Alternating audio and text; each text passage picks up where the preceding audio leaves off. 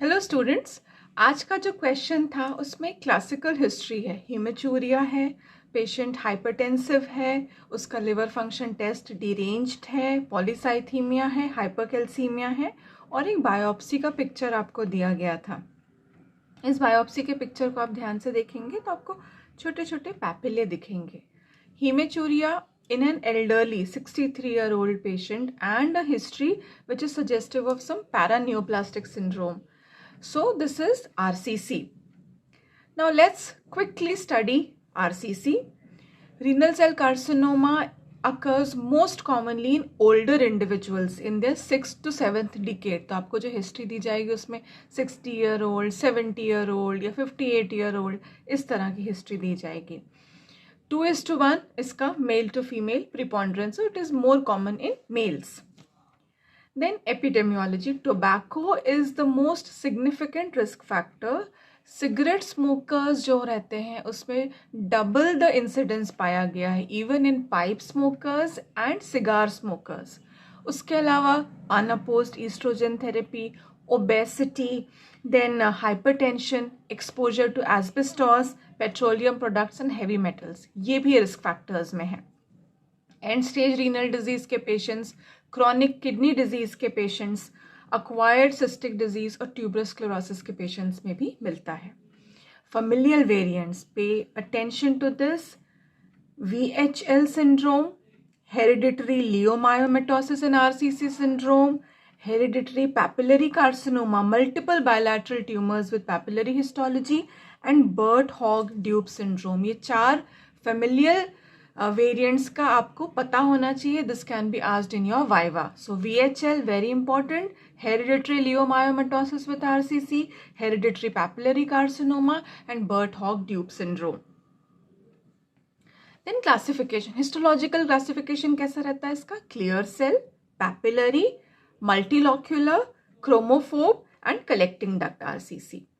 Then there is this exhaustive list which is given in Robbins. फिर ये WHO classification है kidney tumours का 2004, the revised 2016 WHO classification जिसमें नई entities या कुछ पुराने नाम को चेंज किया गया है. You can take a screenshot of this. You don't need to remember all this but you must be aware of these many tumours.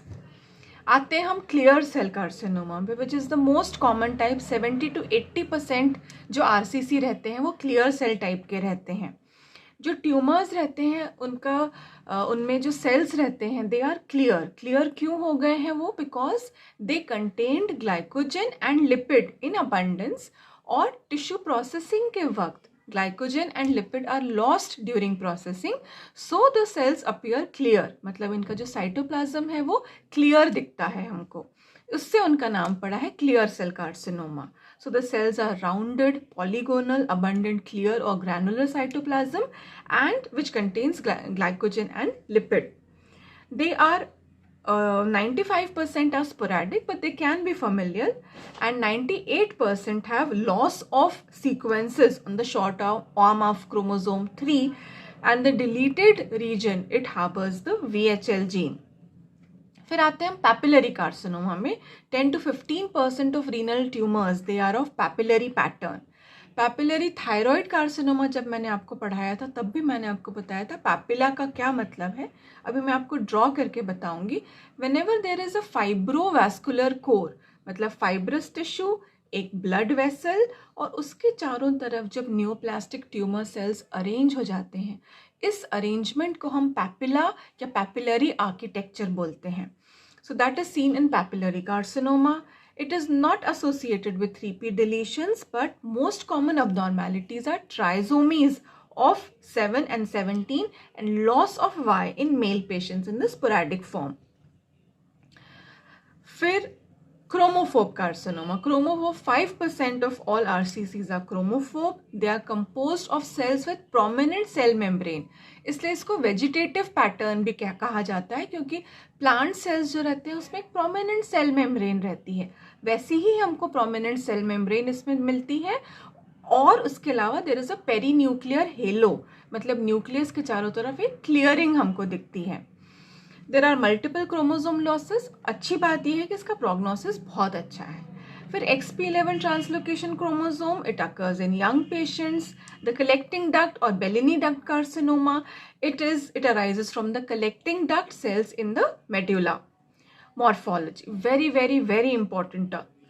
It affects mostly the poles. उसमें भी जो superior pole है उसमें it is more common and it occurs as a solitary and unilateral tumor.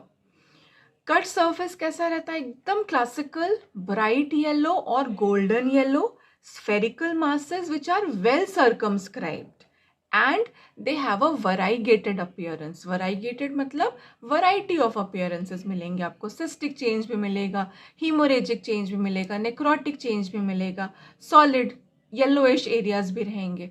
So that is known as a variegated appearance. So सबसे important बात इसमें ये होती है कि जैसे जैसे ट्यूमर बढ़ता जाता है वो पेल्विक कैलाइशियल सिस्टम को एनक्रोच करता चला जाता है. और आरसीसी की एक सबसे इम्पॉर्टेंट बात ये है कि it has the tendency to invade the renal vein को इन्वेड करके वो इन्फीरियर वीना कावा तक हमको एक सॉलिड कॉलम ऑफ सेल्स मिल सकता है. Now this is a classical gross picture of renal cell carcinoma. You can appreciate the bright yellow color और उसके साथ आप देख सकते हैं इट इज़ वेल सर्कमस्क्राइब्ड. इसमें भी आपको वराइगेटेड अपीयरेंस मिल रही है. ये हीमोरेजिक एरियाज हैं, सिस्टिक एरियाज हैं, नेक्रोटिक एरियाज हैं. सो this is a well circumscribed yellowish tumour. This is a classical RCC. और यहाँ पे आप देख सकते हैं जो रेसिडुअल या कंप्रेस्ड किडनी है उसमें जो पेल्विक कैलाइशियल सिस्टम है उसका ऑब्लिटरेशन हो गया है. This is another picture, gross picture of RCC. Again, you can very well appreciate the well circumscribed yellow, marked, bright yellow tumor, golden yellow in color. And here the tumor is occupying the superior pole of kidney. या ये हम कह सकते हैं the tumor is sitting on the kidney. एक common phrase होती है RCC के लिए that the tumor sits on the kidney. Clear cell RCC. The clear cytoplasm is due to glycogen and lipids which are removed during processing, and there are a variety of patterns that we have discussed. ये clear cell है, आप इसमें appreciate कर सकते हो. अगर आप एक एक सेल को देखोगे सो दिस इज क्लियर. ओके, ये एक सेल है, ये एक सेल है, इसमें बीच में न्यूक्लियस है, पर जो साइटोप्लाज्म है वो क्लियर दिख रहा है. और ये जो पैटर्न है ब्लड वेसल्स का, this is known as chicken wire vessels. Then papillary carcinomas. Papillary carcinomas, they arise from distal tubule. जबकि जो clear cell carcinomas है, they arise from the proximal tubule. So they arise from distal tubule. They can be multifocal, bilateral. They typically have hemorrhagic and cystic areas, and they have papillary formations. Psammoma bodies may be present. हमेशा याद रखिएगा papillary carcinomas चाहे thyroid में हो, ovary में हो, kidney में हो या सैमोमाटस मेनिंजियोमास हो, सैमोमा बॉडीज उसमें हमको मिल सकती. सैमोमा बॉडीज क्या थी? दे वर कॉन्सेंट्रिक कैल्सिफिक लैमिलेटेड कैल्सिफिकेशंस. ठीक है, तो कैल्सिफिकेशंस दिखते हैं हमको जिसमें हमको कॉन्सेंट्रिक लैमिलेशंस मिलते हैं. They are psammoma bodies. Now I will show you how the papilla is formed. So these are the fibrous tissue. इसके बीच में एक ब्लड वेसल है. ब्लड वेसल को आप कैसे पहचानोगे कि उसमें आपको आरबीसीज दिखेंगे. ओके, और इसके चारों तरफ आपको जब ट्यूमर सेल्स दिखते हैं, this is known as a true papilla. These are tumour cells. Okay, so this is papillary architecture. This is a true papilla with a fibrovascular core. Core का मतलब है उसके अंदर फाइब्रोवैस्कुलर स्ट्रक्चर रहेगा और आसपास neoplastic tumour cells. So here you can appreciate, ये देखिए यहाँ पे ब्लड वेसल जा रही है, ये फाइब्रस टिश्यू है और उसके चारों तरफ पूरे ये tumour cells arranged. This is a papillary renal carcinoma. This is another papillary RCC type 1. फिर क्रोमोफोब ट्यूमर्स हम देखेंगे. They have pale clear cells with perinuclear halo. Sarcomatoid, a very high grade, most anaplastic and poorly differentiated form जिसमें हमको spindled रहते हैं tumour cells. Collecting duct carcinoma एक rare variant है जो कि मेडुला में रहता है. This is the histological picture of RCC. Clinical features, this is the classic triad of costovertebral pain, hematuria, and palpable mass. Most reliable or most common presenting abnormality is hematuria.